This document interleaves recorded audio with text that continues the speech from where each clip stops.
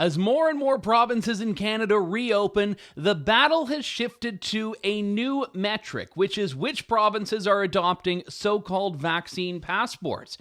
Provinces like Quebec and Manitoba have already gone down this road, issuing certification that their citizens can use to prove they've been vaccinated against COVID-19. Now, what point is there for such a vaccine passport unless the plan is to start restricting certain aspects of civil society and certain services from people who are not vaccinated?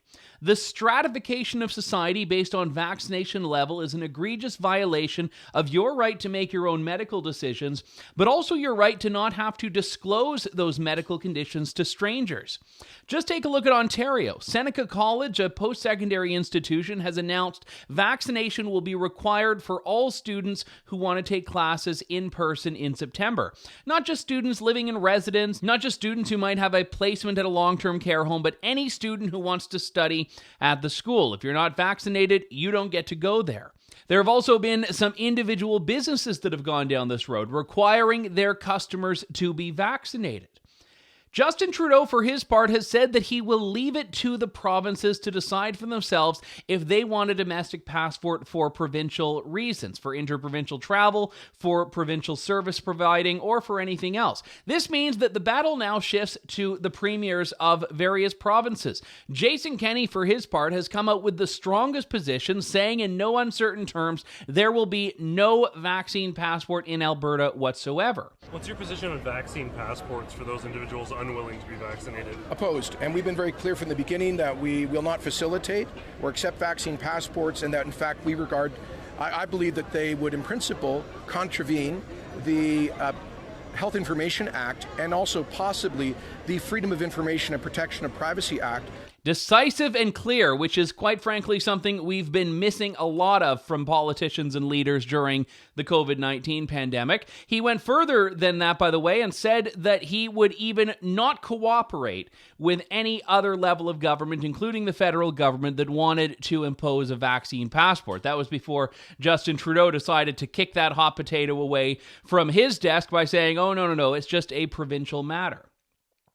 Vaccine certification for international travel is inevitable. I've said this before. Other countries are going to have these requirements, and if you don't like them, you don't go to those countries. But where we do have a say is what we do in Canada. We already have from the federal government Justin Trudeau saying that the border will remain closed to unvaccinated people for quite some time, referring to tourists, not referring to citizens. But the reality is, if we start in society that is supposedly reopened, laying out all these standards and all these rules that only vaccinated people are allowed to do certain things, we're very quickly going to go down a road from which there is no returning. Any flu season, any future pandemic, any other crisis will now become a two-tier of citizenship. There's the vaccinated level and the unvaccinated level, and you have to disclose to everyone around you which group you fall into. And this is not coming, by the way, from someone who is anti-vaccine. Not at all. This is coming from someone who believes individuals are best suited to make their own medical decisions.